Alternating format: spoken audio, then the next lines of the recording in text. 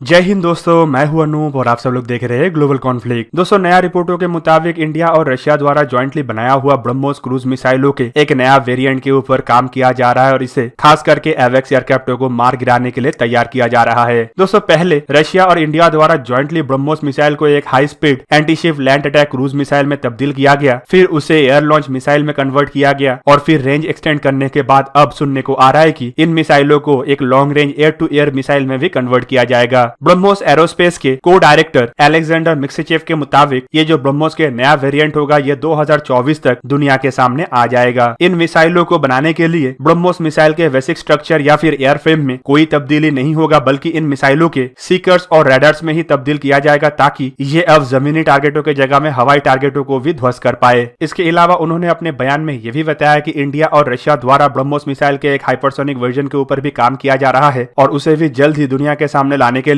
प्रस्तुति लिया जा रहा है। दोस्तों, इन ब्रह्मोस मिसाइल के नया वेरिएंट को पूरी एक एयर टू एयर मिसाइल कहना अभी से सही नहीं होगा, क्योंकि इन मिसाइलों को ओनली बड़े आकार के एयरक्राफ्ट खास करके एरियल रिफ्यूलर और एवेक्स एयरक्राफ्टों को ही मार गिराने के लिए डिजाइन किया जा रहा है। दोस्तों, एक एवेक्स एयरक्राफ्ट एक ऐसा एयरक्राफ्ट होता है जिसके ऊपर रडार लगा हुआ रहता है और ये एयरक्राफ्ट करीबन 300 से 400 किलोमीटर दूर से ही दुश्मन के cruise missile, fighter aircraft, unmanned aerial vehicle और ग्राउंड मूवमेंट को ट्रैक कर सकता है। इवन इसे लड़ाई क्षेत्र में एक कमांड एंड कंट्रोल सिस्टम के हिसाब से भी इस्तेमाल किया जा सकता है और एयर ट्रैफिक को कंट्रोल करने के लिए भी इस्तेमाल किया जा सकता है। और भारत और रशिया के तरफ से हाल ही में ब्रह्मोस मिसाइलों को लेके ये जो नया वेरिएंट बनाया जा रहा है ये असल में चाइना का बढ़ता हुआ एवेक्स को देख के ही किया जा रहा है। फिलहाल एक रिपोर्ट में कहा गया था कि चाइनीज नेवी और चाइनीज एयरफोर्स के पास करीबन 29 ऐसे अर्ली वार्निंग कंट्रोल एयरक्राफ्ट है जिनमें कुछ संख्या में बड़े आकार के एवेक्स एयरक्राफ्ट भी शामिल है, जबकि चाइना पाकिस्तान को भी ऐसे ही एवेक्स एयरक्राफ्टों से लैस कर रहा है। लड़ाई के समय में इस तरीके के एवेक्स एयरक्राफ्ट इंडियन एयरफोर्स के गतिविधियों को ट्रैक करने में चाइनीज एयरफोर्स और पाकिस्तानी एयरफोर्स को मदद करेगा, लेकिन अगर इंडिया के पास ऐसा मिसाइल हो जो दूर से ही इन एवेक्स एयरक्राफ्टों को मार गिरा सके और एयरक्राफ्टों के रडार के कवरेज में भी ना आए, तो ये एक तरीके से लड़ाई का रूप भी बदल सकता है। जबकि एरियल रिफ्यूलर को भी India China border stand of के दरमियान एक खतरनाक हथियार के हिसाब से देखा जा रहा है, क्योंकि इंडिया और चाइना के बॉर्डर में ज्यादातर एरिया हाई ऑल्टीट्यूड एरिया है और यहाँ से फाइटर एयरक्राफ्ट ज्यादा वजनी हथियार को लेकर टेक ऑफ नहीं कर सकता है, या फिर टेक ऑफ करते समय फाइटर एयरक्राफ्टों का वजन हल्का होना चाहिए, तो इसीलिए चाइना के द्वारा एरियल रिफ्यूलर का इस्तेमाल करके टेक ऑफ के बाद ही फाइटर एयरक्राफ्टों में रिफ्यूलिंग किया जा रहा है। और ऐसे सिचुएशन में जहां पे चाइना के पास करीबन 30 एरियल रिफ्यूलर एयरक्राफ्ट है, तो ये आसानी से भारत से लगे हुए बॉर्डर के हर एक क्षेत्र में अपने फाइटर एयरक्राफ्टों को ऑपरेशनल रख सकता है या फिर उसके रेंज को हवा में ही बढ़ा सकता है। और दोस्तों, इस दरमियान ब्रह्मोस जैसे एयर टू एयर मिसाइल अगर भारत के पास आ जाता है तो इन एरियल रिफ्यूलरों को भी काफी दूर से मार गिराया जाना संभव हो पाएगा और इस तरीके के एयरक्राफ्टों के पास ज्यादा मैन्यूवर होने का क्षमता नहीं होता है बोल के ये मार गिराना भी आसान होता है। पर दोस्तों, इन एयरक्राफ्टों को टारगेट करने का सबसे बड़ा प्रॉब्लम ये होता है कि एयरक्राफ्ट दुश्मन के क्षेत्र के कई अंदर से ऑपरेट करता है और वहां तक जाके किसी फाइटर एयरक्राफ्टों को शॉर्ट रेंज या beyond visual range air to air missile fire करके उसे मार गिराने के लिए दुश्मन के क्षेत्र तक घुसना पड़ता है, जो एक तरीके से रिस्की होता है। पर अगर इंडिया के पास इस तरीके का बड़े रेंज का हथियार आ जाएगा तो इंडिया को दुश्मन के क्षेत्र के अंदर भी घुसना नहीं पड़ेगा।